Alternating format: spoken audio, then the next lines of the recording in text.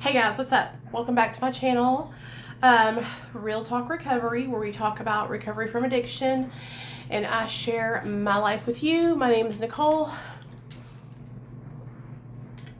and I'm a person in recovery. What's up, y'all? What's up, everybody? Hope y'all are having a great day. I'm having a good day. It's chilling. I'm honestly trying to think of what to talk about tonight. I don't even know what we should talk about. What do you guys want to talk about tonight? I did get some people that wanted to talk about like relapse prevention. I guess I could share with you. I have an idea. Y'all come on in. Come on in, motherfuckers. So tonight we're going to talk about relapse prevention. I'm going to tell you guys all the stories about how when I used to relapse all the time, which should be entertaining. So y'all come on in.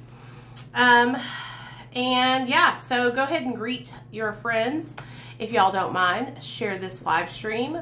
Let everybody know, you know, that we're here and that we're live. I hope you guys enjoyed the videos that I uploaded today. I uploaded like 10 videos. So I do that almost every day. Today I uploaded a couple of videos about Suboxone, a couple of videos about methamphetamine, and a video about Miss Teresa's daughter that passed away. So there's some good videos that went up today. So let's get into it. So relapse, okay? Whew, mercy. I was a chronic relapser, you guys. I relapsed all the time up until 2015 when I got sober. The main reason why I would relapse was because I always wanted to hang on to those people, places, and things. I always wanted to hang on to my friends that were still using drugs. And I think I did that because I still had a reservation to use.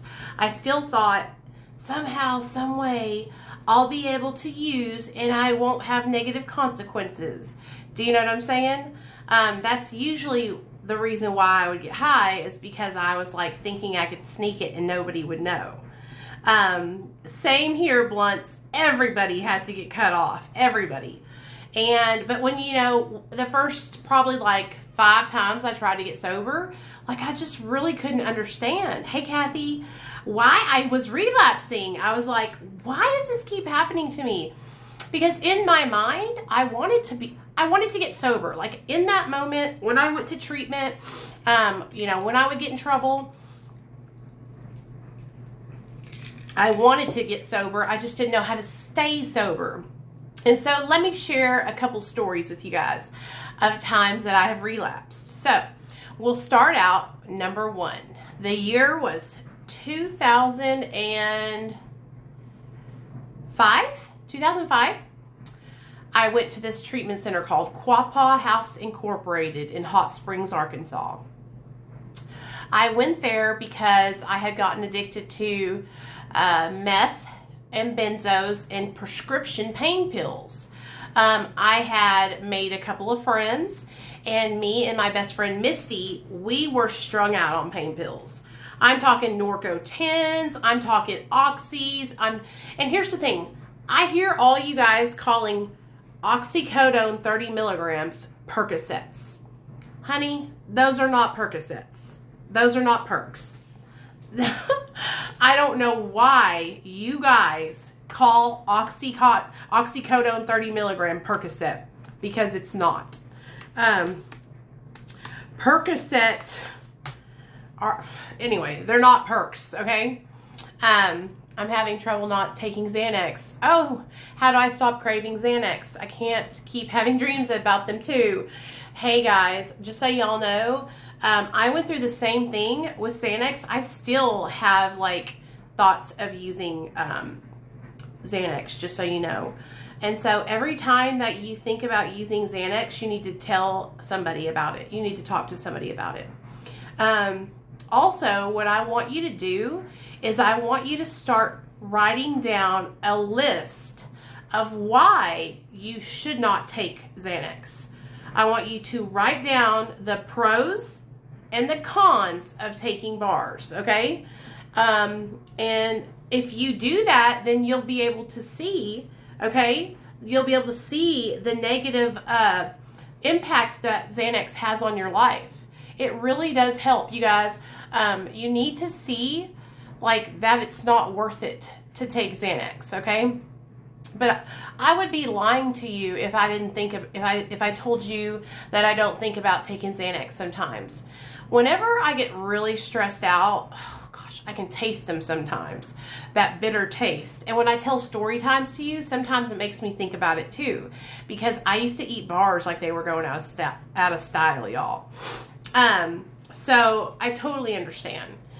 So, okay, so I had just started going to this treatment center because I was abusing pills really, really bad. I was doing meth, but at this time, I always go through phases in my addiction when I'm abusing different substances. And so at this time in my life, I was really, really bad on pills, benzos and opiates. And me and my friend Misty were buying like, you guys, I could buy like 20 Norco 10s and that wasn't enough. Do you know what I'm saying?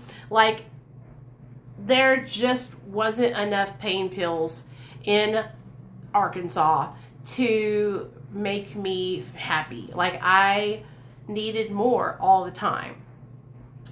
And so I went to treatment there because my parents finally freaking confronted me about it. They were like, you know, we know there's something going on and you need to get help if you're going to live here. Because I was still young enough to be living at my parents' house. I was like kind of living there, but kind of not. Like it was weird. But I was getting in trouble a lot. So I decided to go to treatment at Quapaw House, and that was the first rehab I'd ever went to. And it was before I was 26, because when I turned 26, then I was off my parents' insurance. And so I went into treatment, and when I got there, you guys, like I said, I wanted to be sober. This was right after my friend Nikki had killed herself. And so I was sharing about that. I processed through that grief in treatment. I learned all about the 12 steps. I got myself a sponsor. I'll never forget it. I asked Candace Regal to be my sponsor. Candace was somebody that I knew from Hot Springs, that she was in the meth game. And I thought, well, if she can get sober, I can get sober. So I'm going to make her my sponsor. And so I did. I asked her to be my sponsor, and she said she would. While I was in treatment there, I met my best friend. His name was Scott Garner. Scott was gay. And so the way that we just connected is that we both loved to listen to music. And so every morning we were both assigned to the kitchen. Every morning we would go in the kitchen to make breakfast and turn on Madonna. Like a virgin, hey, touched for the very first time. Like a virgin. Okay. And that's what we would be in there doing, y'all. Vogue, Vogue, Vogue, Vogue. Everything. And we had so much fucking fun. And so me and him were fucking joined at the hip. Everything we did together. Even in group. We sat beside each other in group. Everything. And so I remember one day we were sitting at lunch, and Miss Edith, the counselor, came out and she called Scott fat. And he got so upset, he got up and he ran out the front door of the treatment center. And I looked at her and I ran after him. She goes, DeMayo, no, don't. That was my last name. And I was like, I'm going after him. That's my best friend, you know? And so I'm out there, that's my best friend. You know, chasing him down the street. He got probably like halfway down the road on the main highway. And I was like, dude, come back. Do not leave. You know what I mean? Don't leave treatment. And so he came back. I talked him into it. But dude, I don't even know why she fucking said that shit. She was like going off about something, and she was just like, she was just being rude. Like, why would you say that? You know what I mean? Why would you call one of the patients or clients in the treatment center fat? You know what I mean? And it really broke his heart. But you know what? We were like, fuck that. We are not going to let her ruin our sobriety, and we're not gonna leave because of that dumb bitch. We're staying. And she was like one of the main counselors, you guys. Oh, congratulations, Amanda, on 90 days. She was like one of the main counselors, but we came back and she apologized. She was like, you know, I don't know what happened or why she said that, but there was no excuse for it. She apologized. So anyways, we didn't have very much longer left. We had like a week left and then we would graduate. We graduated like 2 days apart from each other. Like he left and then I would leave. And so I knew he was going to stay in Hot Springs at the Sober Living, and I lived in Hot Springs. So I was like, you know what? It's okay. We will be together at last. And when I tell you guys, this guy was my bosom buddy, my best friend, okay? We did everything together. We got jobs together at the Colorado Grill, and he was living in Sober Living, and we were staying sober. Here's the kicker. I was working my steps. I was going to meetings. So was Scott, right? But we both got jobs at this restaurant called Colorado Grill. Well, one night at Colorado Grill, this lady named Connie, she was friends with my little sister, came up to me and she had methadone. I'll never forget it, you guys. She had methadone 10 milligram pills, you know, the square or rectangle ones. And she's like, hey, you want a methadone? You know, I sell them for $5 a piece. And that's all it took, honey. I was like, fuck yeah, I want some methadone. And so I bought like 10 of those motherfuckers from her. Because when you're waiting tables, you got money like that. I would have like $50, $100, $200 on me. And so she became my methadone dealer. I bought methadone pills from her every day, every shift. And I would get off work and buy them from her. We would go to her house and hang out, smoke cigarettes, and nod out on methadone. It was just a whole hot mess express. So, what was I saying? Oh, yeah.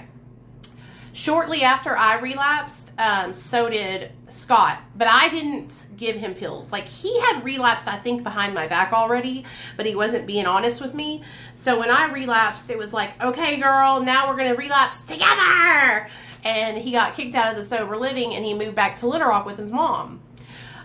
So he was traveling back and forth from Little Rock to Hot Springs to come and like see us and stuff, you know, and hang out.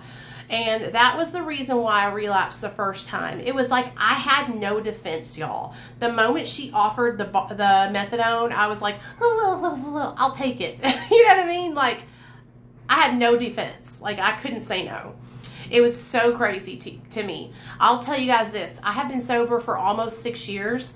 July 13th will be 6 years this year.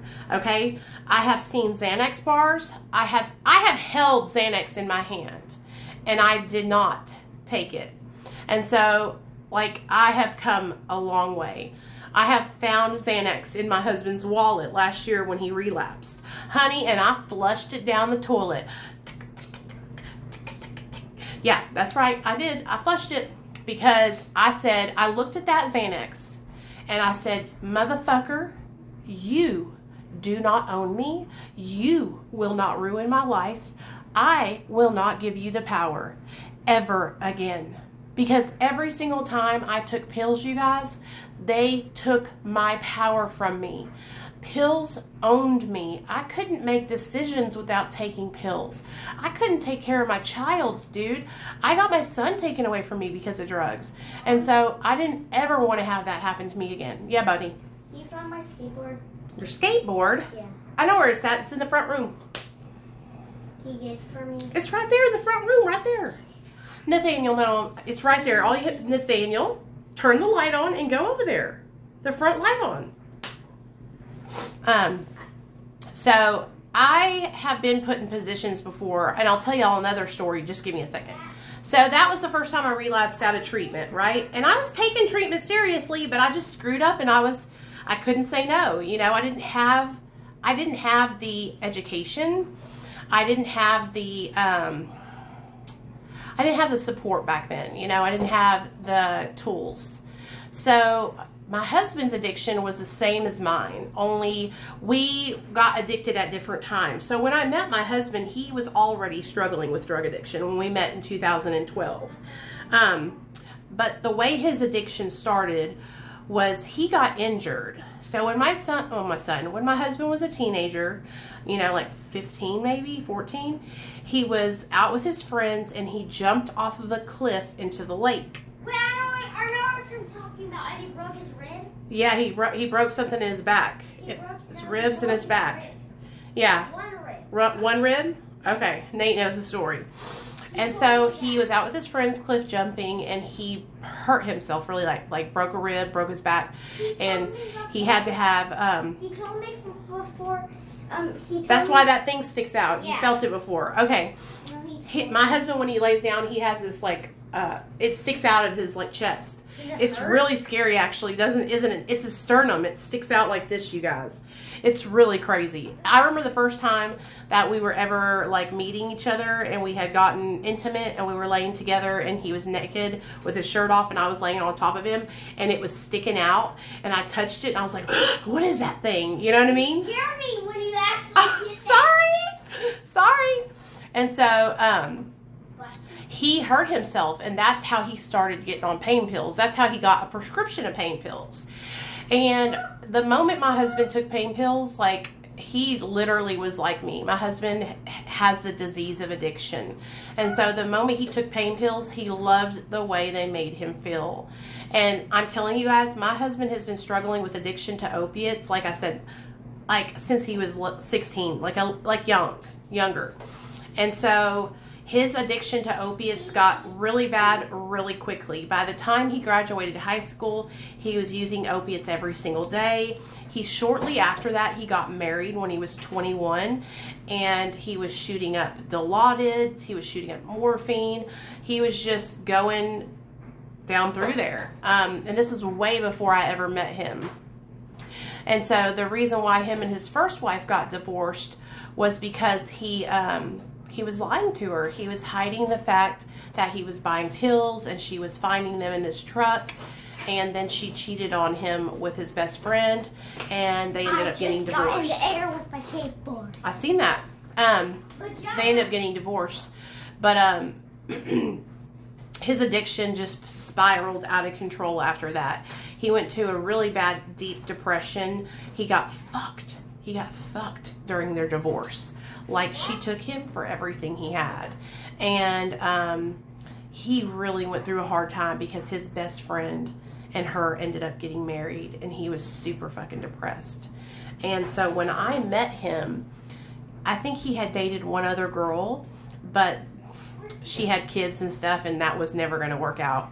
And so when I met him, he was super duper just depressed and didn't know how to he didn't know how to cope. And so when I met him, he was on methadone. Now, my husband had already been on Suboxone once, methadone once, and then methadone again. So he had been trying to get sober through MAT for years before I met him. And you guys got to also understand, my husband is older than I am. So he's 43, and I'm... No, he's 44. 44? And I'm 39. And so he was struggling with addiction a lot longer than I was. How can I reach addicts on TikTok? Just share your story, man. Congratulations, Brian. I'm proud of you, baby. I'm proud of you. So, Neil's addiction just got worse and worse and worse. And then when we met each other, we just went wild together. When me and my husband met each other, we were like fire and gasoline, baby. I was the gasoline and he was the fire, and he was just pouring myself on him. Nathaniel, stop talking like that. Stop. It's not funny. I don't want to hear another penis come out of your mouth. Tired of it. I'm tired of it, son. It's not funny. I'm not laughing at you anymore. I'm sorry. My son likes to get a rise out of me by saying body parts, and so it's starting to get old. He does it in public. He does it with his... It's just so embarrassing. Anyway, makes me so mad. So when I met Neil, we were really bad off already. He was bad off and I was bad off. And when we got together, we just got bad off together. You know what I'm saying? But we loved each other, you guys. Me and my husband, he didn't beat me. He wasn't mean to me. My husband, doted after me. Was infatuated with me. He fell in love with me, from the very beginning. I'll never forget it. I came home one day and he was at my apartment because I was staying with my friends. And my friends had went to sleep and we slept in the living room on the couches. And we were having, you know, a sexy night. And so I had on this really cute little bra and panty set, and I was just, you know, dancing and doing all kinds of sexy stuff. And drinking Pepsi and doing sexy stuff. Shaking my boo, honey. Shaking my boo, honey. I was twerking for your daddy. He's such an eavesdropper. Go upstairs. I'm trying to have grown-up conversations, Mr. Nosy. Okay, well, mind your business. Mind your business. So he fell in love with me. Like, Neil thought that I hung the moon, which was, I had never had a guy like that. Like, I had dated guys that treated me like shit. And so when I met my husband, he was so amazing, you guys. Like, he pulled the car door out, or opened the car door for me, paid for everything, told me that I was beautiful every single day. He just took such good care of me, you guys. I fell in love with my husband. And so even though we were actively using drugs, we still loved each other dearly, dearly. And you know, we would talk about wanting to get sober and wanting to start a family. And my husband, he's very capable. He has his master's degree. He's very smart. He comes from a good family. And same with me. I'm very smart. I come from a good family. I don't have my master's degree, but I'm not, you know, I'm a pretty solid chick. And so when we met each other, we were both we were looking for that in each other, and we were both were the same kind of person. We both believed in marriage and, you know, staying together, and, you know, we both wanted to have kids, and we both wanted to get our own house, and we just had so many of the same goals. And so we just had addictions. And I remember when my parents came back from New York to Arkansas, and they met my husband for the first time. He was my boyfriend. And my mom sat us down and she said, you know, it's gonna be double hard for you guys because you are both addicts. But if you love each other, it can be done. And I remember that my mom warning us, like, do you want to try and make this work? Are you guys willing to put in the work? You know what I mean? And we really wanted to do this, you know, and so we stayed together through thick and thin.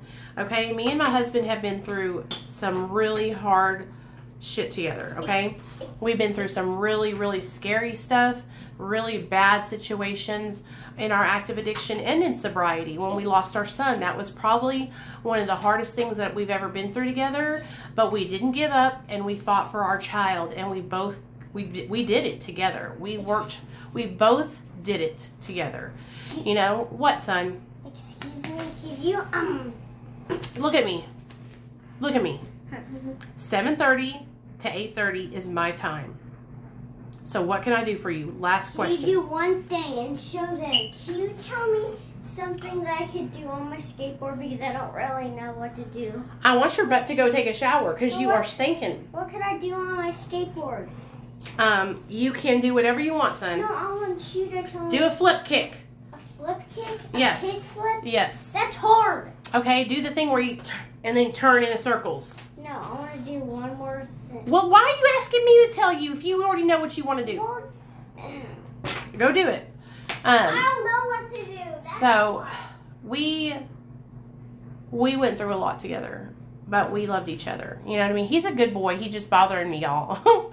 Here, all she wants me to show you guys. That's why he's doing this, because he wants to be in the movie. Okay, go, Nosy. Okay, there's two things I want to show you. Okay. One thing that I can't do that I want to try to do. Okay. I'm trying to make that. Oh, I don't think it'll do that. Well, what else can I? Oh, should I do that? I suppose. So, but anyways, our addictions both just got worse and worse and worse together. And we were both abusing opiates and methamphetamine and benzos and all that kind of stuff, you know. Go ahead, Betty. Oh, be careful. Oh, that scares me. That scares me. No! What? I didn't do it. Okay, Nate, one more time. I'm not playing with you. Go. I'm not laughing at you. Oh, ah! That scared me. Okay, do the splits. Turn around and shake it. Turn around and shake it. Show us how you shake it. Shake it fast. Watch. Shake it fast. Watch yourself. Shake it fast. Show me what you're working with. Do you shake your, when you do that, do you shake your butt? Yeah. Wait, can I do it on my skateboard because I'm cool? Shake your butt, boy. On my skateboard? There you go. There you go. Oh, yeah. I love you. That's my little white boy shaking his bum. Like all the women.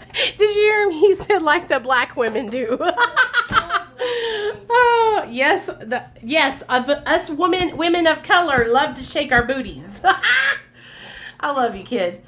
Okay, so, yeah, he's a good kid, y'all. So, anyway, me and my husband, we were both really bad off in our addiction. And like I said, we were abusing multiple substances. So, that's my husband, how he got addicted. But we both got sober at the same time. The reason why we got sober, you guys, is because our little boy got taken away from us. Nathaniel got taken away. He does not remember being taken at all. He doesn't remember any of it. I What? just think of this, but it's not a memory. Okay, what? This is what I think. Okay. Sometimes. When I think of, it's me getting like, well, wait, I want to tell you a dream before that I had it. It Okay. was a dream, or it was me experiencing baby eyes opening and then closing because I'm so tired. Oh, okay. I was like, I go downstairs and then I was looking for you guys, or you guys, or if if anybody was even there, and I didn't see you and I started crying. He swears to God that he came down one day and we weren't here in the house, but I don't know what he's talking about. We've never left you alone in this house, ever. Was it like when I had Ever. Even when you were a baby, you were with your Gigi, because they lived with us. but you said, Let me see. Hi, Nicole. So glad I caught you live. You're like 1/3 recovery pages. That's not BS. Okay, girl. Hey, Missy. third, not one. I know, right, Jennifer? So, okay, next line of business. So, when me and Neil had Nathaniel get taken away from us, that's what snapped us out of it.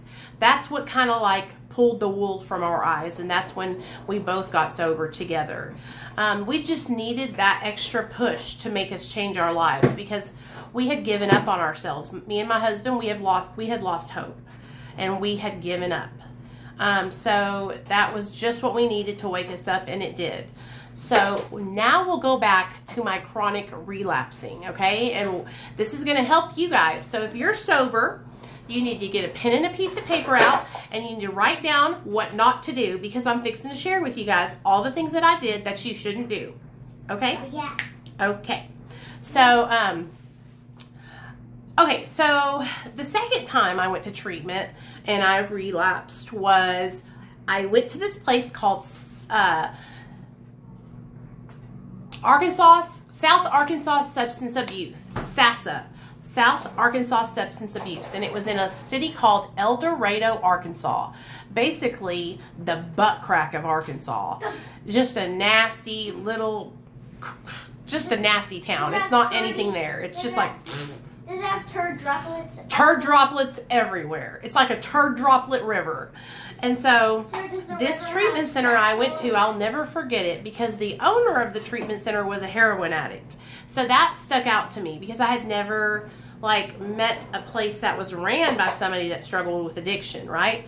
It was always like some bigwig or something. And so this treatment center was a detox and a treatment. So what you would do is you would go into detox for 3 or 4 days, and then you would go into general population. And so I will never forget it, you guys. This was the first time I ever experienced true withdrawal, where I was shitting and I diarrheaed everywhere at this place. It was so freaking embarrassing. I remember I had a roommate. We were both going through DTs really, really bad. We were both coming off of pain pills and benzos and meth. I mean, for those of you guys that don't know, I was a poly addict. Okay, I was addicted to multiple substances at one time. I was never one of those people that could choose, really. I just liked doing drugs. Whatever it was, I liked to do, and I was doing it all. So we went into detox, and while I was there, I remember being there and crying because my stool was so watery that I could not hold it in. I went to get up to go to the bathroom, and it just went all over the ground. It fell out of my pants, Nate. It went running down my leg, and I was bawling. Was it red? No, it was nasty. It was watery and nasty. So you know? Was it a squirt? Yes, it was like a squirt. Can I tell you something? Yes, son. Do you know? I know what 3 plus 2 plus 3 plus 3 is. What? 11. 3 plus 2 is 5 plus 3 is 8 plus 2. Is it? Is it? Okay. Watch.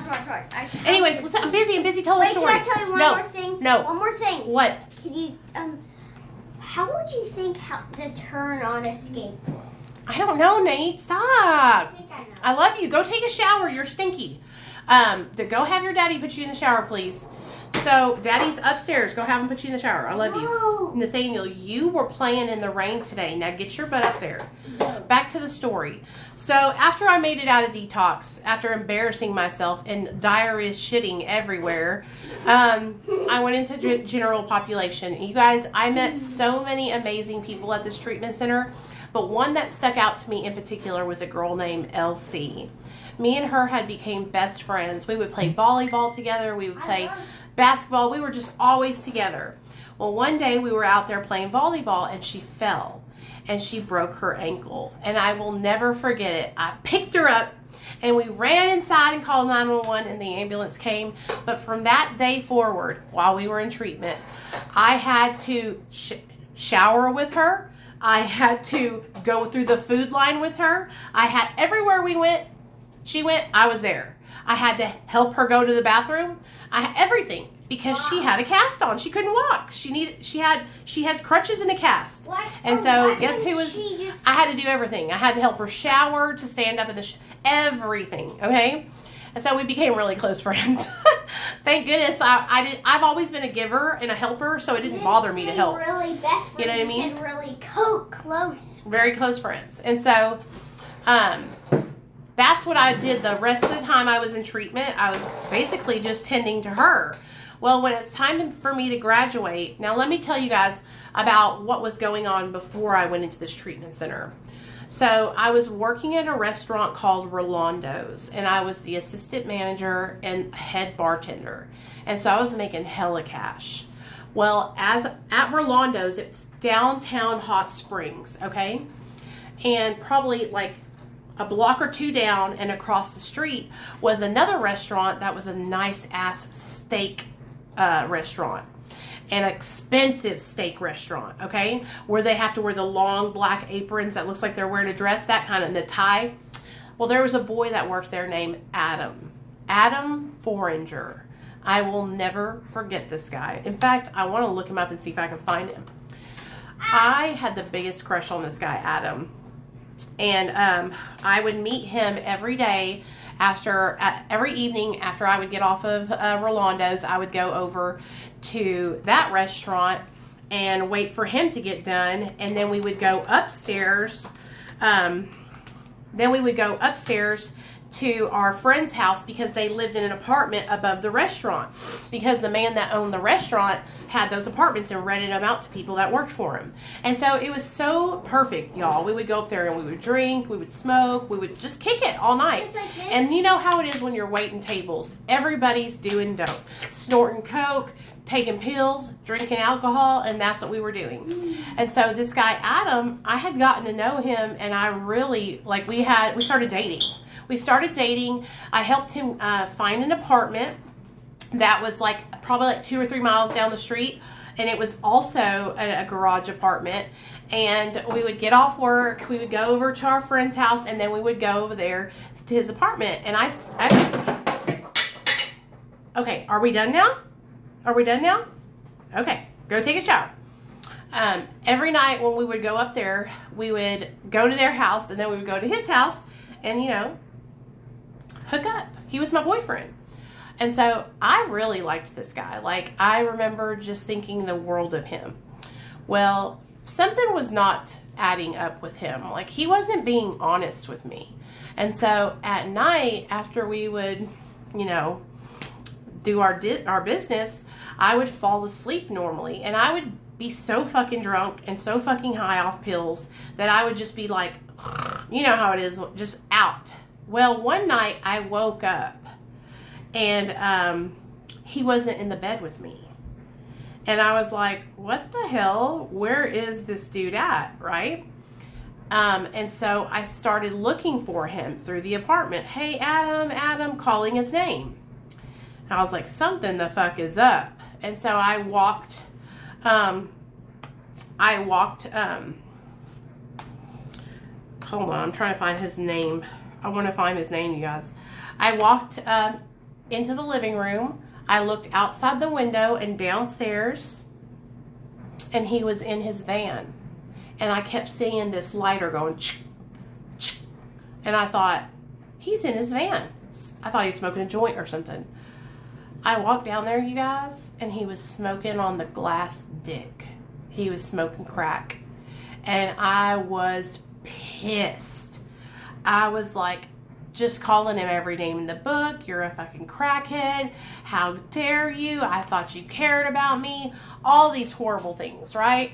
Because he was lying to me, you guys. He was leaving the apartment at night, going to Park Avenue with these crackheads and staying there. And it was crazy. He was living a double life, you guys. It was wild. It was wild. It was wild. And I really cared about him. So I was like, dude, you got to stop this. Like, I'm going to help you get better. Like, I'm an addict too, you know. But I was not, like, lying to him. Like, he knew I was an addict, right? And because we would get fucked up together. And so I ended up, like, we ended up talking to our friends. And, like, our mutual friends, we talked to them about it. And we were all going to help him stay accountable and not smoke, right? You guys, have you ever tried to help somebody stop smoking crack that was a real crack smoker? Crack is like nothing I've ever experienced before with people when they get addicted to it. This dude was fucking strung the fuck out on this shit. And he would not leave that fucking shit alone. He would lie to me about everything. It was so discouraging because I liked him so fucking much. Well, when I went into treatment, the reason why I went to South Arkansas Substance Abuse is because my probation officer sent me there because I was failing my drug tests. I was failing my shit. I was going to go to prison. And so I went to treatment, and while I was in treatment, he wrote me a letter. I'll never forget it. It was crazy because I didn't even think he knew what treatment center I was in. He wrote me a letter, you guys, and he was in treatment at Teen Challenge. So while I had went to treatment, he had enrolled himself into a year-long program in Teen Challenge.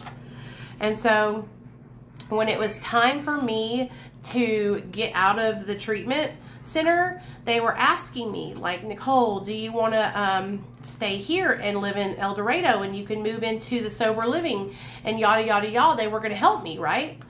I was like, no, I need to go back to Hot Springs. And the reason why I went back to Hot Springs is because I wanted to find him. I wanted to wait for him to come back. And so he ended up getting out of that treatment center. I think he left early or something. But I remember I was asking everybody, like, have you talked to Adam? Have you talked to Adam? And I was so excited because I thought, you know, maybe I will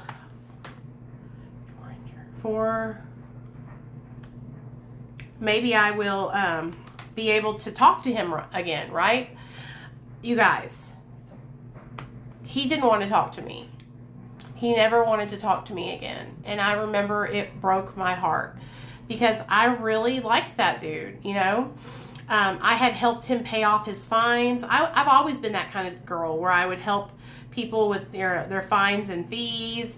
I just helped him. I helped him, you guys. And, you know, I thought that he would at least appreciate that, you know.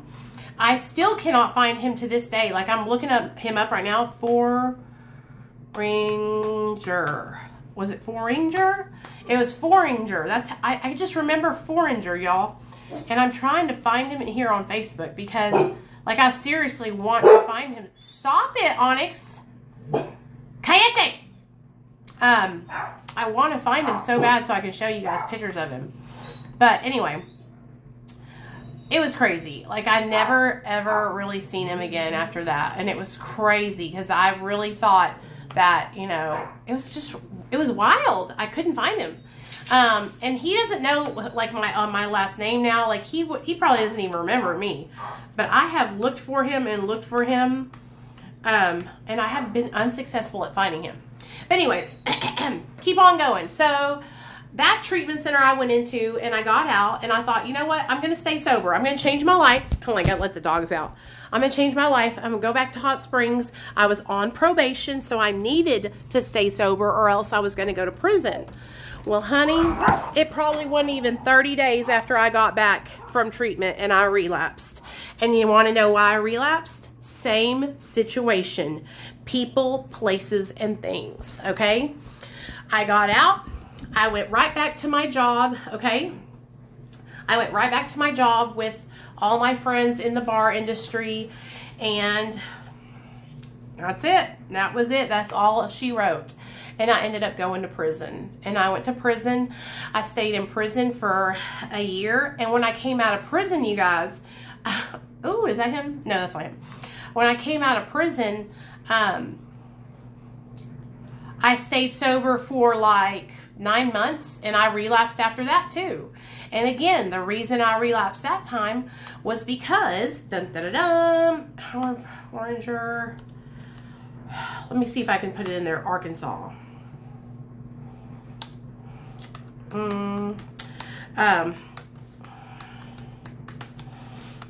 The reason I relapsed is because I was still trying to hang out with the same people, places, and things, you know?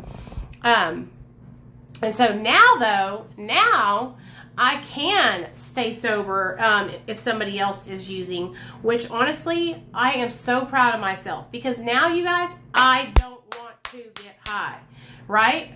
I don't want to lose my life today. I don't want to throw away my sobriety. So that was that time. So all these times, they all have the same thing in common. I would go back and I would hang out with people who were using.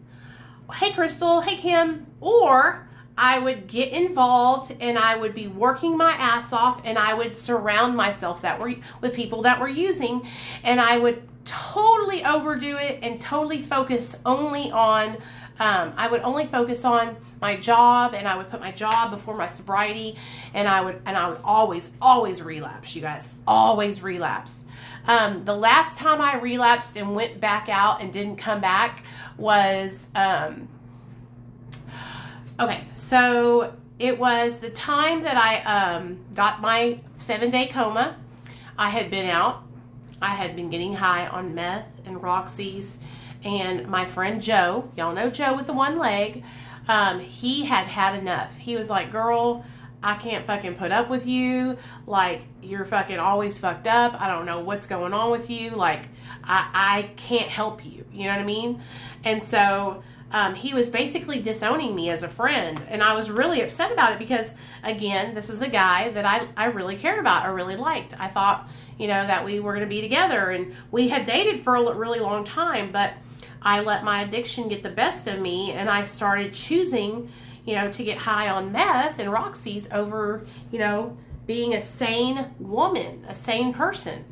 And so I had went out one night and had gotten really, really fucked up, and I was in really bad hallucinations, and sorry guys, I gotta shut the door. I was having really bad hallucinations, And I ended myself up in the hospital in a coma for 7 days. And when I woke up after that coma and my parents came to the hospital, you guys, I went into treatment like the next week after that. And I did my little over 30 days. I came out and I relapsed and I just said, fuck it. And that's when I hit the ground running, and I didn't come back to recovery until 2015 when I met when I had my son taken from me. And I met my husband in 2012. And so to the beginning of 2012 is when I had that overdose, and I wound up in the coma for 7 days.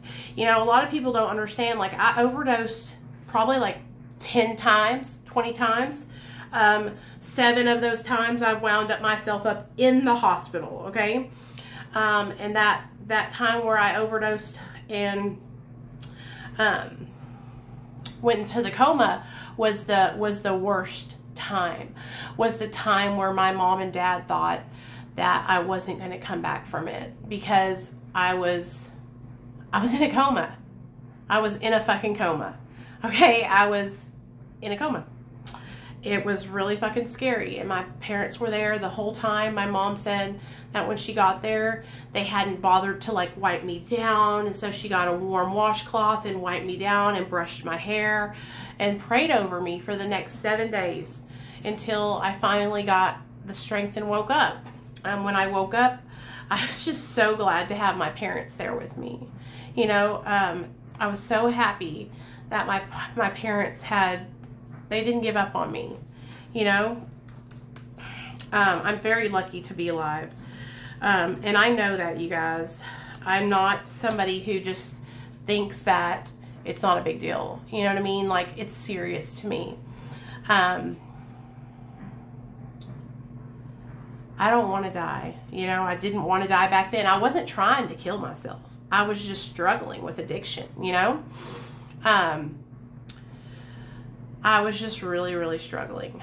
I didn't know where to turn. I didn't know how to get better. And yeah, when I went back out, that's when I met my husband. And we, like I said, we just fell in love. And then 2 drug addicts together just wreaking havoc on the world together. We were just a hot mess, you guys. But yeah, that's how I relapsed all the time. And I'm telling you guys, one of the things that helps me stay sober now is I am so focused on my sobriety. I do sobriety and recovery 24/7, 7 days a week, and I'm never not doing it. I work for a treatment center. I make recovery related content. The videos that we do here every night, I try to do recovery support group meetings here. For those of you guys that, I don't know if you guys came to the meeting last night, but we had a Mara meeting and I told my story, and like a couple people in that meeting even said, they were like, we wouldn't even know who each other were if it hadn't been for Nicole's YouTube channel. Because I used to go live every night on YouTube and have chats just like this, where everybody met each other and supported each other and helped each other. And so that's what I do now here, only on TikTok. I do these chats because I want you guys to have support. I want you guys to be able to meet each other, and it helps me stay sober. And I can help teach people about addiction and recovery at the same time. Thanks, Dazed and Confused.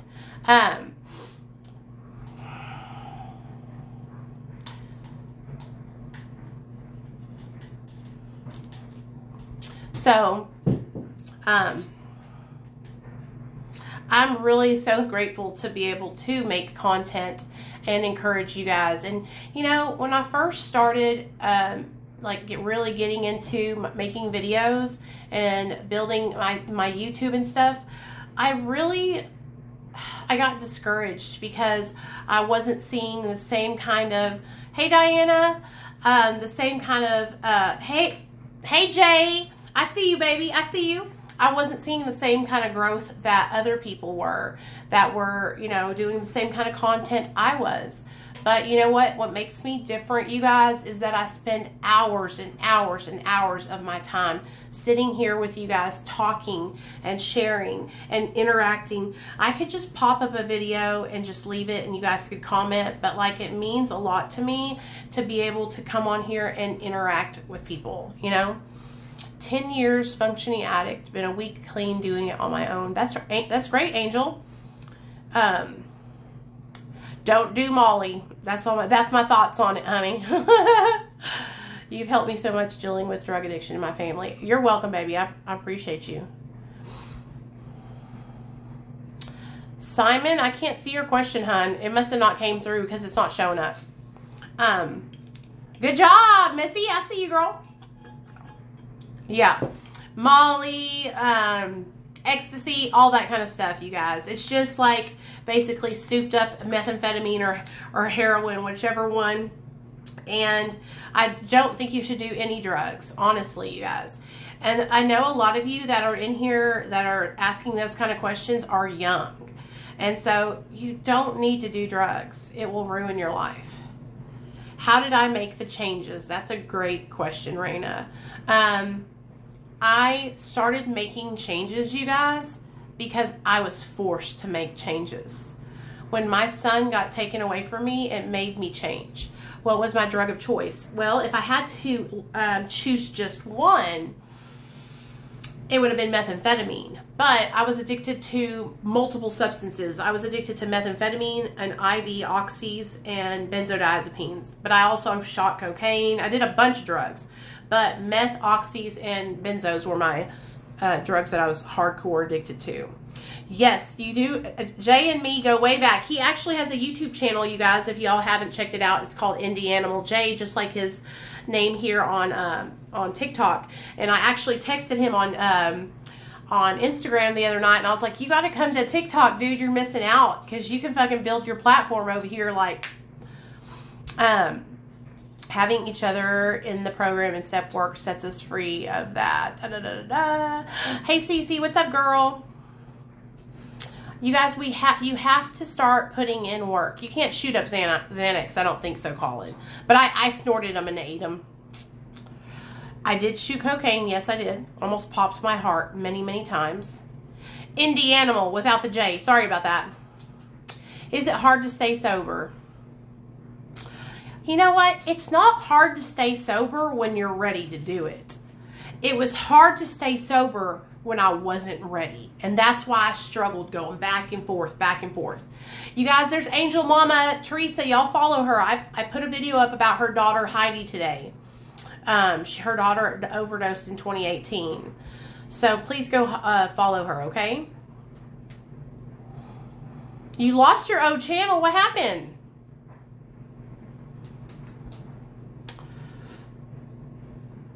Yeah, you can message me, Katie. I'll help you with whatever I can.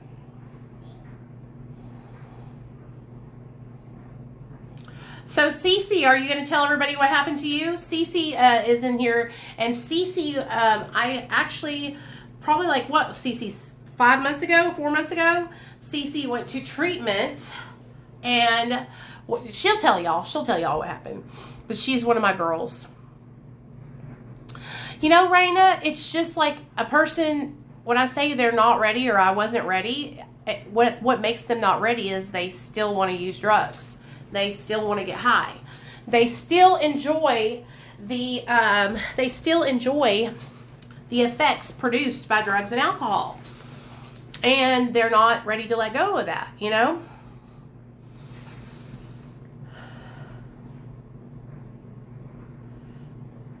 Hey, Paula, thank you. We got our son back. CPS granted today. That's awesome, Panda. Good job, girl. Doesn't the lifestyle get boring? I'm just trying to understand why my brother can't stay away.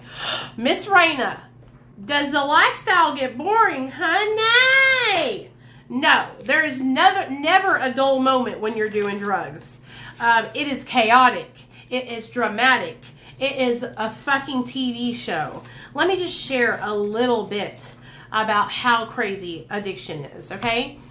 I'm not even in active addiction anymore. I just help people that are in active addiction.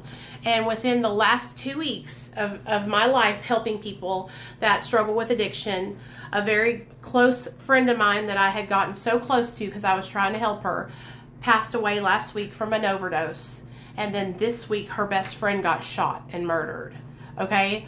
All because of the disease of addiction. Okay? It all came back to addiction. My friend that passed away had a really bad addiction to heroin and methamphetamine. She was being human trafficked. The guy who human trafficked her wanted her to pay him back the money that she owed him. She never did pay him back because she ended up overdosing and dying. And so he sent people to murder her best friend. And now her best friend is dead.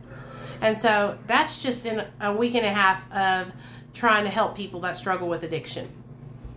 I was on the phone with the cops yesterday and the day before that. So,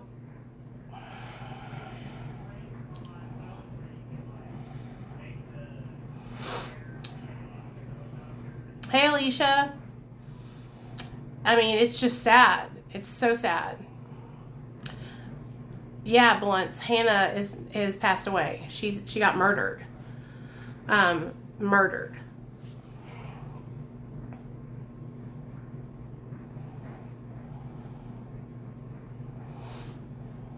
You know, so you have to make changes in your life. And listen to me, you guys. Hannah was not an addict. Hannah never touched a drug in her life. The only thing Hannah was guilty of was being a best friend to Rachel and trying to help her. Trying to help her get sober. That's it. And because she was best friends with her, she was murdered to pay the debt that her friend was unable to pay because she died.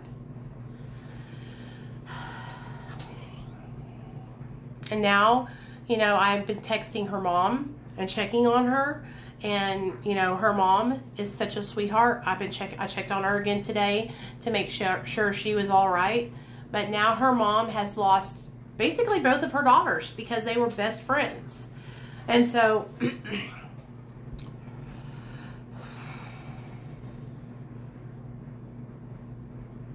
how do you help people who are addicted?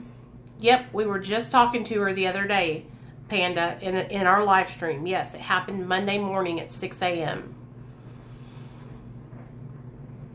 Yes, they're all three in custody.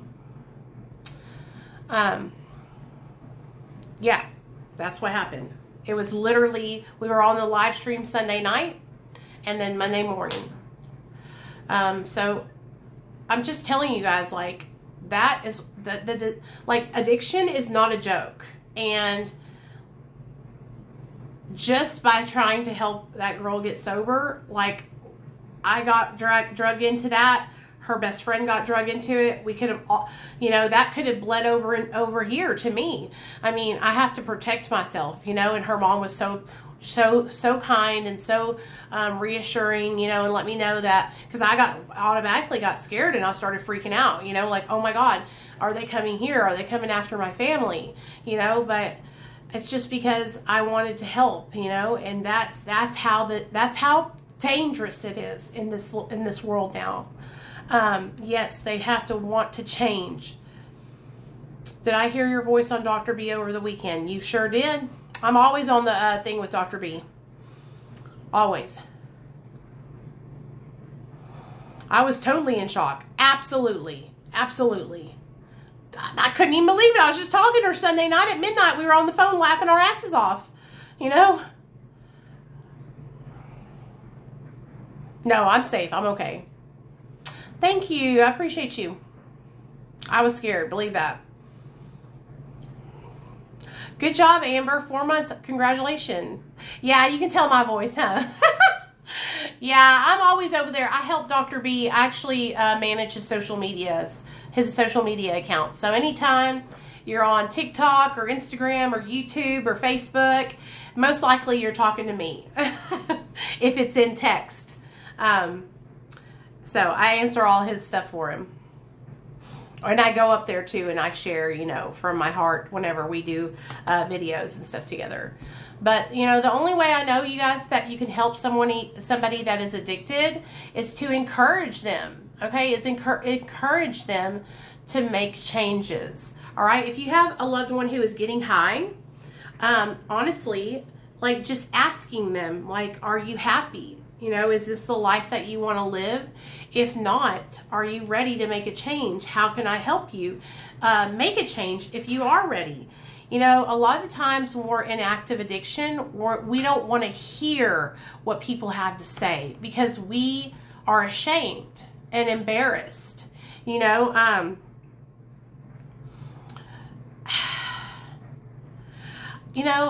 I'm so much not worried about enabling anymore because here's the thing, you guys.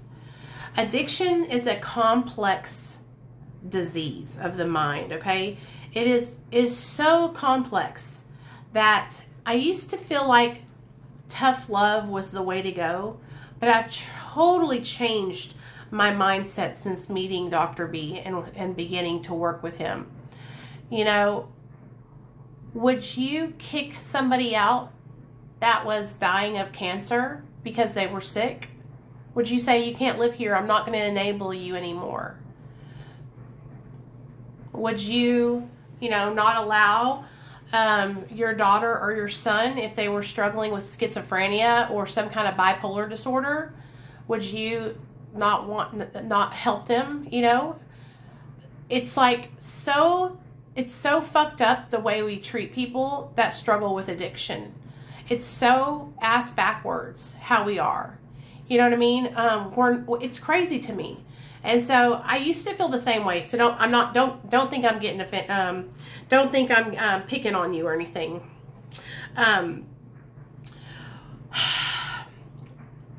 The reason why I say this is I used to feel like I should kick my husband out, right? When he relapsed last year, I was like, I'm going to kick him out. He's doing this shit on purpose. He doesn't give a fuck about me. All these things, right? And I really believed that. But then as I started learning more and more, the reason why my husband uses, and when he does use, a lot of the reasons why he does it is it stems from something else. My husband loves me and my son with all of his heart.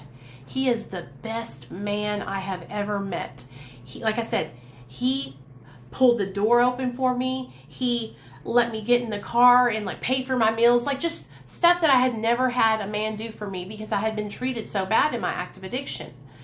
And so when my husband started to struggle with his mental health and he started declining with stress and job shit and just bullshit like that, my first knee-jerk reaction was, he's choosing this, right? He doesn't care about me. Listen, you guys, I know that when we pick up drugs that we are making a choice, but I also want you to understand that the brain is damaged, okay? The brain is damaged.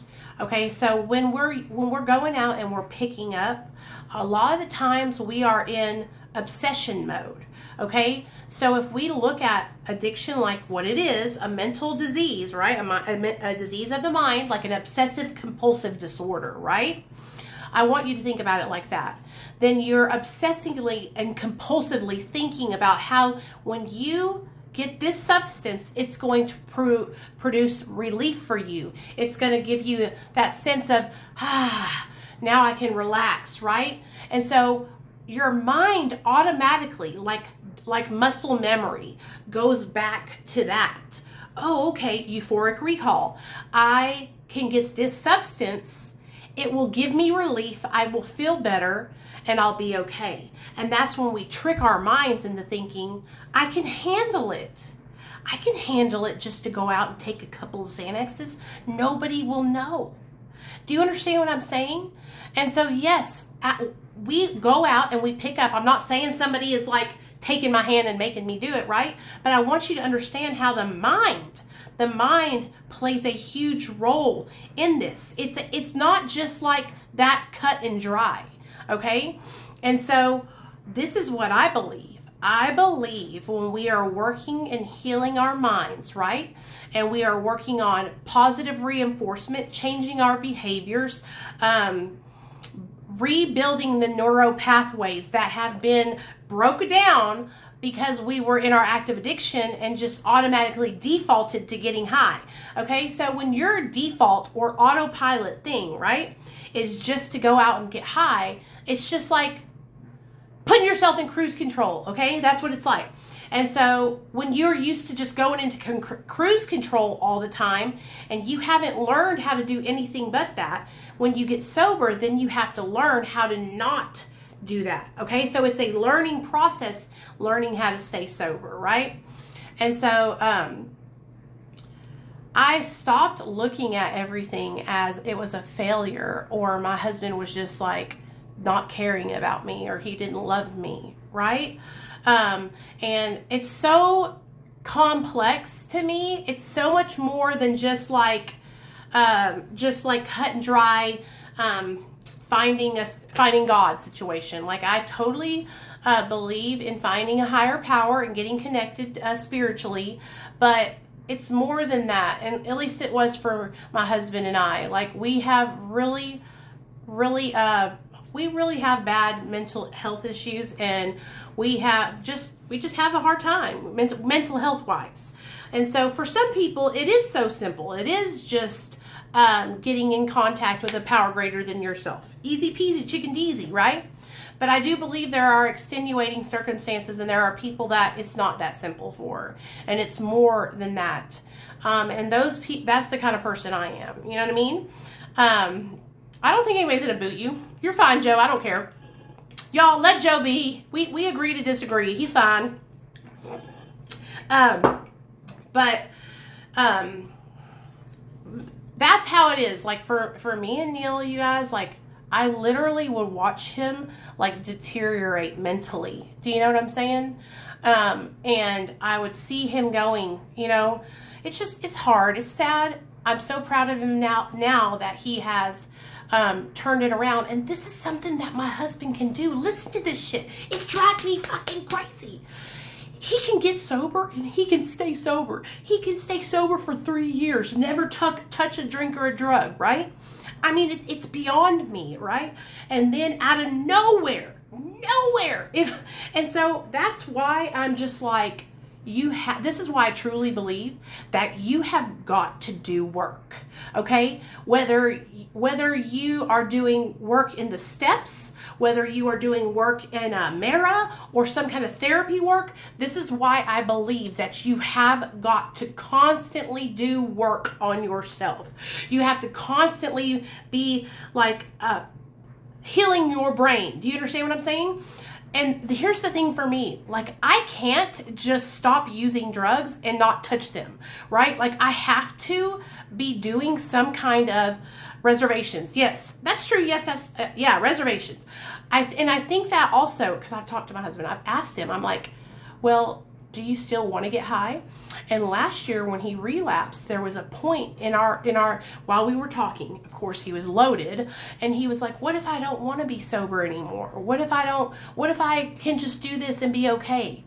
And that's when I remember I was like, you don't really care. You like want to still use. That's what this is all about. You want to still get high. You don't want to be sober.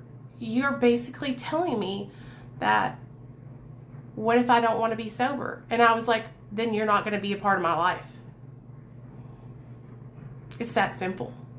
You know what I mean? Like, I cannot stay with you if you're going to stay getting high.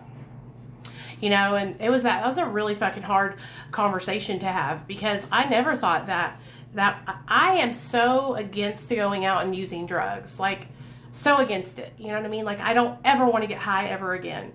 I hate drugs, okay? Drugs ruined my life, all right? Ruined my life. They took everything from me. Everything, okay? No, I don't think he has, Joe. You can come be a sponsor.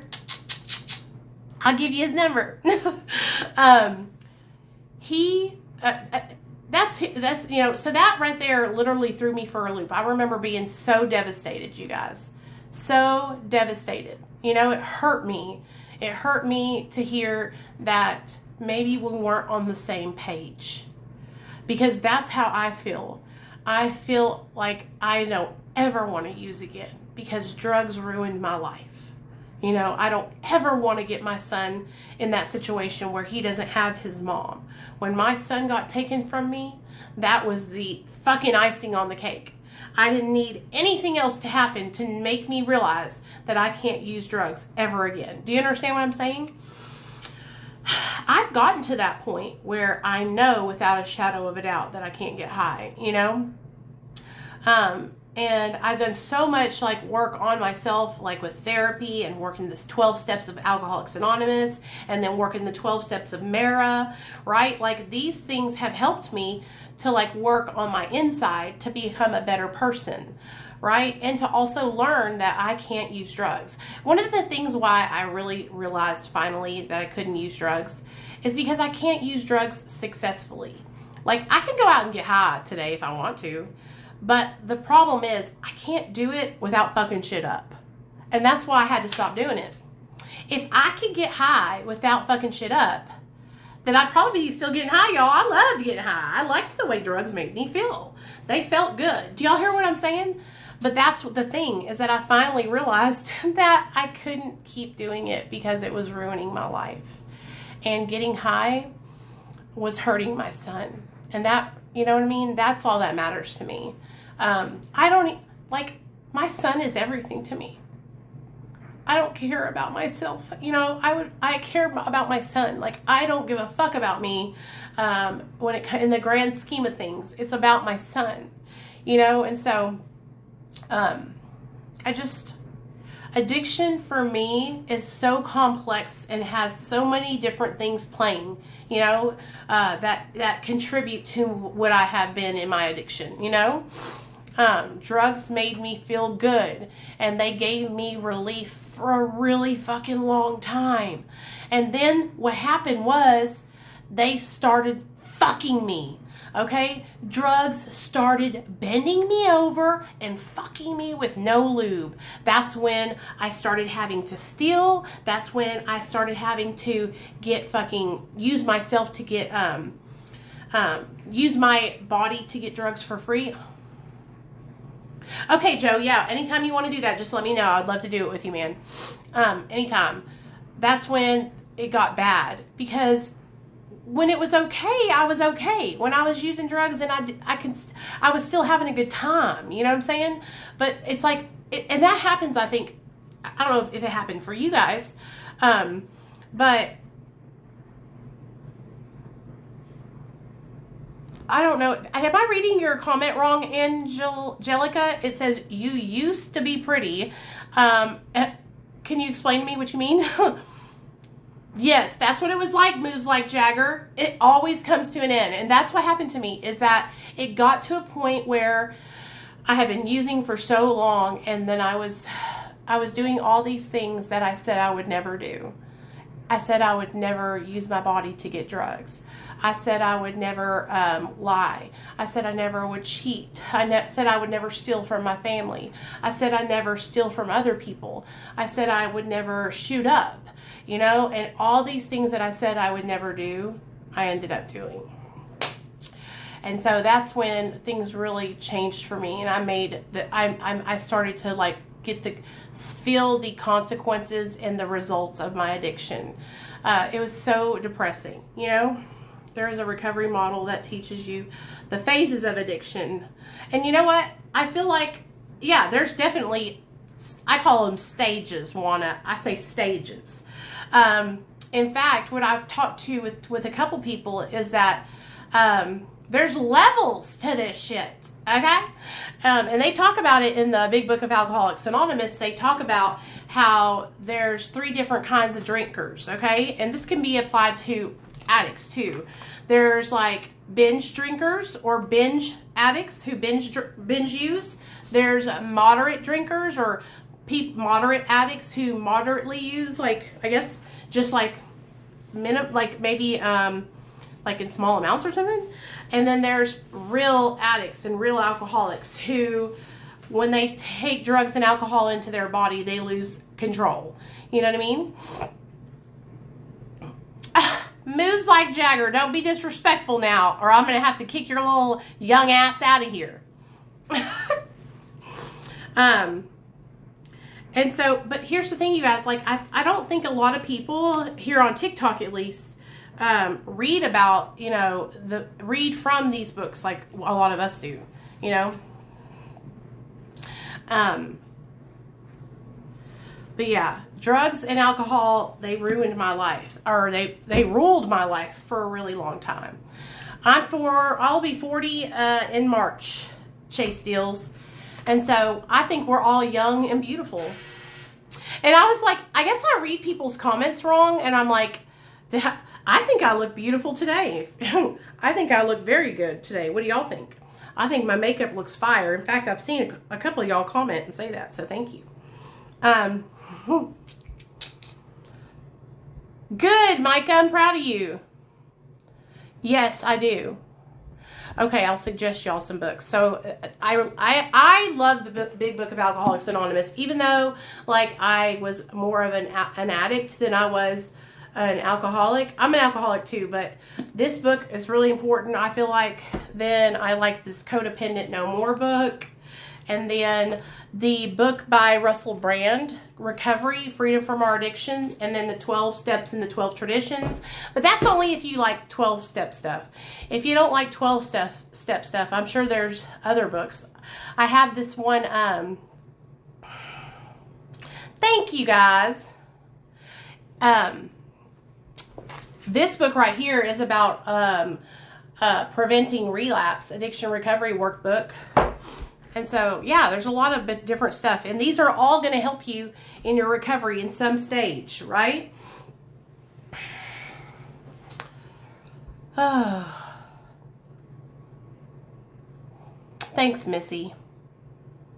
Thanks, Chase Deals. So, can you explain 12 steps real quick? Is it a religion? No. It's not, Kat. It's not a religion at all. So the 12 steps, it's a recovery program. It's a fellowship of men and women who have decided that they no longer want to drink or drug, and so they become members of Alcoholics Anonymous or Narcotics Anonymous. And they say the only fee for membership is a desire to stop drinking or using. So the moment you desire to stop drinking or using, you can be a member of a 12-step program. Okay, they have 12 steps and 12 traditions. The traditions help to like govern the fellowship, so that way like people aren't just out there saying, I'm the president of AA, everybody go my way. It's like to protect the program. And then the steps are steps that you work through with a sponsor, somebody who has already been through the steps. They will take you through the steps. And the whole purpose of taking the steps is to reach a spiritual awakening and to gain a relationship with a power greater than yourself of your own understanding. That's great, Robbie. Congratulations on your clean drug screen. Old people's lives matter too. Exactly. Cocaine Anonymous. Yes, I love Cocaine Anonymous. Bye moves like Jagger. We'll see you later, man. You're too young for it in here anyway. Hasta la vista. I just kicked him out. A lot of people that you may run across, what they do, you guys, is they mix religion up with the 12 steps, and it's not supposed to. Okay? The 12 steps are a not religious program. They're a spiritual program. And so if you hear people talking about God or whatever in those programs, just know that that's their personal belief, not the belief of AA or NA. That's awesome. I've been on Suboxone too. It saved my life also, you guys. And so we can talk a little bit about Suboxone now if you guys want to. Yeah, there's a huge difference. And I think a lot of people get turned off from trying the 12 steps because people talk about God in them, and so that's why I think it's important for people to, you know, to listen and to not. People need to be careful because they push people away when they're talking about God all the time in these programs. You know, it's important because we don't want people to be pushed away because they think it's a religion and it's not. You know.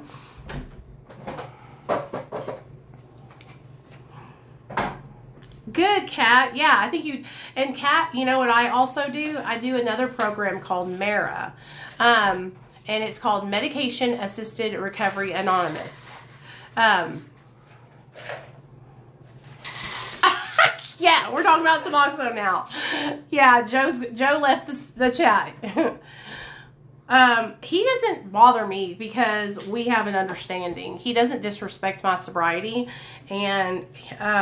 He's actually said to me, like, oh, you're a part of Marrow. Like, I totally respect that. You know what I mean? And so that's why he don't bother me at all. What he's trying to get through to people is that if you're a member of AA is not like it's not like Mara is with medication-assisted treatment. You know what I mean? So I don't let it bother me. It's like, whatever. You know what I mean? Because here's the thing, you guys. I know in my heart of hearts what I'm doing is right. I know that my sobriety is fucking strong. I know that I'm kicking ass and taking names. Yeah, you are. I know. You need to take a shower because you're sweaty. Okay? Neil Allen. Look at our plants. Can you show them our plants, Mom? Yeah, come on. Bring it over here. Hey, hey, Vicky. What's up, girl? Yeah, he's in Narcotics Anonymous. We growed lima bean plants. And we growed these lima bean plants, and they wanted me to show y'all. Oh, it was at school, by the way. It was a little project. We actually planted them in eggshells. Did you water them yet? They need to be watered, I think.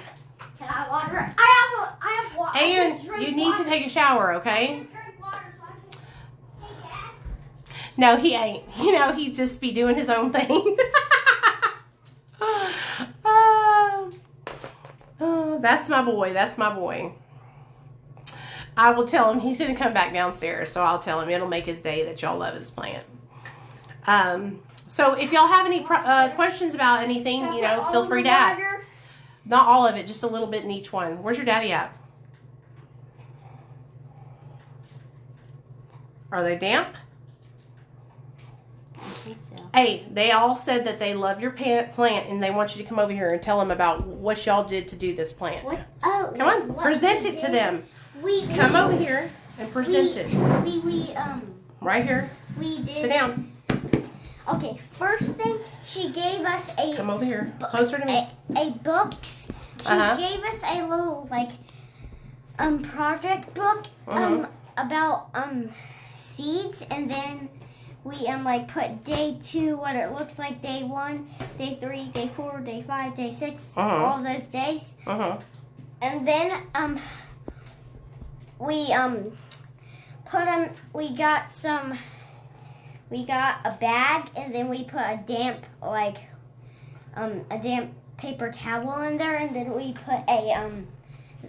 put the seed in there, the seed right here. And then we waited a couple days and then we were looking at our plants, and then it was getting bigger and bigger. Yep, that's true. And look at mine. I want to eat. Say, how did you do today on your math test? She said F. F? Yeah, oh my gosh. That's so good. It's opposite day today. Well, did you take your time? Today they had testing for math. Last week they had their reading for their school tests or whatever. And then today they had math. And Nate he doesn't really like math. And so I got it. Did you do good? I thought I did good. Oh, good. So you do like math then? Well, I guess. So, can we take him yes, out he is my mini-me. Yeah, we can take him out of there. Just wait a second, and I'll help you do it. So, if you guys have any questions or comments or concerns, come on with it. Yeah, guys, we're gonna take the butt cheek out of the butt cheek. Hush. We're gonna take the turd out of the butt cheek hole. I'm gonna have to do this in a second. Let me get off this live stream before we do it, okay? Wait, can I tell them what more things? Today we were having a play date with. I got to have a play date with Brooks. Today Nate got to have a play date, you guys. And this is how I left, Mom. Okay. We know that hallway in the store or in the school where Caroline always comes out. I do. I knew y'all didn't come out the right door. I was looking for you guys. Me and Brooks got to go out there. And the teacher said yes. And we were running out I was worried because I couldn't find him. Could I? And then we were Will you do me a favor? Please go take a shower, son. No! Yes, baby. Can I tell them more about the plan? Also, I made a video, you guys, about Suboxone for y'all, about the price. Some of you guys are paying $400 for your Suboxone prescriptions. That is out of control. Get that cut before it falls over, please. Thank you, son. And no more. Don't touch these. Why are you guys paying so much? Is it hard to stay sober? Oh, that's okay. No, not anymore. It's not. It used to be. I don't understand. I'll tell you guys what I pay. I pay $200 every 90 days, okay? So I don't even pay it every month. And then I pay like $60, $65 for my prescription, okay? Good RX. That helps a lot. Also, let me see if I can find this coupon that I was telling you guys about. She said it's a lima bean pet. Oh, Juana, I don't know, girl. It's bad. Like I didn't realize some of these. Take this away because it'll spill on my computer. Can I tell you? What, Nate? Go take a shower now. I'm not playing. You're about to get me mad. Like seriously, Nate. Okay. Suboxone. Dad's sleeping. No, he's not. He came down here. No, he's sleeping right now. Go ask him to start the shower for you, please. So let's find some coupons for Suboxone. Put that in the sink, please, Nate. Stop. I don't know why you do that to me, Nate. Okay. Here's a coupon, y'all. Ready? Okay, it says Suboxone coupon and discounts. Save on Suboxone at your pharmacy with the free discount below. So it says click the Get Free Coupon button to receive your free Suboxone discount. Print or text message your coupon. Let's see. Well, a lot of times people can get, how would you like to receive your coupon? I'll say text, or should I do email? We'll do email. Sorry, my boobies are sweating. And then I'll go Nicole at Kame. Okay, there we go. Okay, so there's that. That one's going to go there. I'm going to get all these coupons, you guys. Okay? And so that way I can give them to you guys when y'all need them.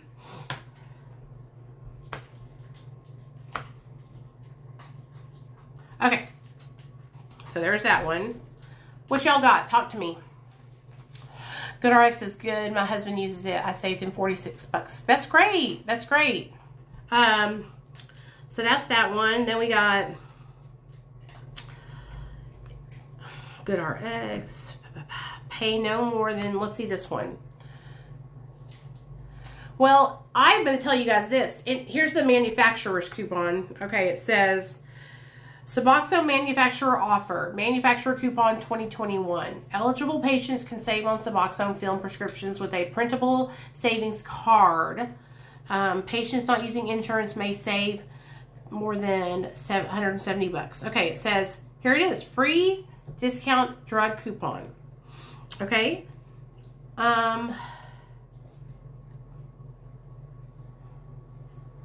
Does it have to be does it have to be the name brand? I wonder. It says, okay, let's see. Print. Email. I'll get it emailed to me too. Okay?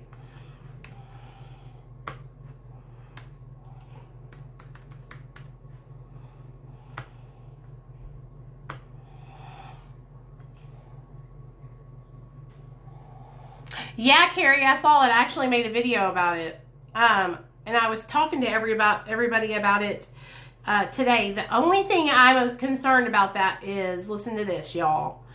The only thing is a lot of the doctors who had to get the certification don't know a lot about Suboxone. So I hope that people will like at least educate themselves before they go, you know, and get the medication. But it'll be fun. Some of the doctors who prescribed have no idea about Suboxone. Do you know what I'm saying? Like, they literally have no clue. But that's why we have to, that's why, like, people like me, I'm a person who is prescribed Suboxone. You go outside, Jenna? I help my doctors by sharing, you know, I talk to them about it and tell them like how much is what and all that. Right. They don't understand because they don't have personal experience. I mean, honestly, you guys, like, there's nothing like having personal lived experience with the medicine, you know? But it's a good thing because it's going to help people that don't have access to it in smaller towns, I bet, and stuff like that. They'll actually be able to get the medication easier without having to go jumping through hoops. But you know what else it's going to do is it's going to open up, you know, a lot more places, though, because there's a bunch of, you know, places that have been making money hand over fist because they're the only clinics in that town. Well, now, honey, there's going to be plenty of places that can prescribe it, which I think is good too. You know, I have been on it for about almost 6 years, and I'm, you know, a lot of people, when I tell them that, they are like, oh my gosh, you guys, it doesn't bother me. It doesn't bother me being on medication assisted treatment. It has helped me so much.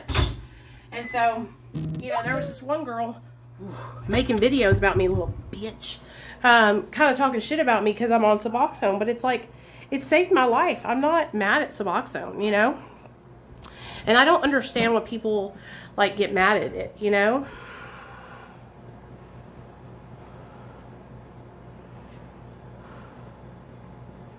Eating patches. What kind of patches? $600. See, I'm so grateful. Here in Arkansas, it's really affordable. But I'm going to get off here because I need to make Nate get in the shower, you guys. Tiffany, is she still over there making videos, girl? Tell me. Because I might have to unblock her just so I can go over there and cuss her ass out. Why is she messaging you? Oh. Why is she messaging you, Tiffany? Let me guess. She's trying to get you to take Ibogaine.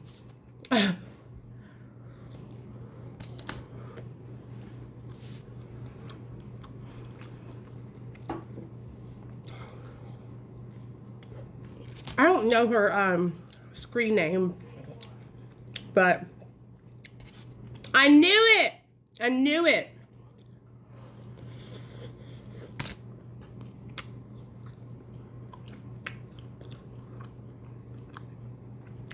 She's a blonde girl with a little beanie hat.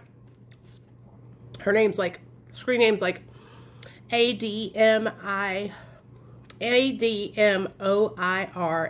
or something like that. Yeah. Listen, Tiffany, if you want to know whether Ibogaine is right for you, I'll tell you about it, okay? It costs $10,000. You have to go out of the country to Mexico to get it done. Okay. It's a hallucinogenic. If you have liver, heart, or kidney problems, you can't use it. What it does is you trip, and they say it resets your brain. Okay? And then when you come back, all they're doing is getting you through withdrawal. then when you come back, you have to do the work. It's not a cure. And a lot of people, you can die from doing it. There's no cure for addiction. It's hard work. It's a it's a hallucinogen. I'm sorry that I just don't understand like why somebody would sit there and like message somebody trying to like push something off on them. Like if they want it, they'll message you, you know?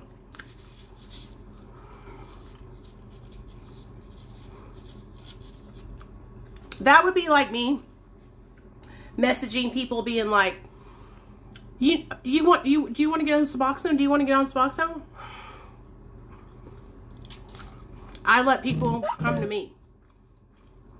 So, anyway, message me, guys, if you need me. I love y'all. Let me eat this pizza and go give Nate a shower, okay? Love y'all. Be good. I'll see y'all tomorrow night, 7:30 Central. And I'm uploading this video to YouTube. So if you missed it, you can watch it there. Bye, you guys. I have a YouTube channel, Real Talk Recovery with Nicole.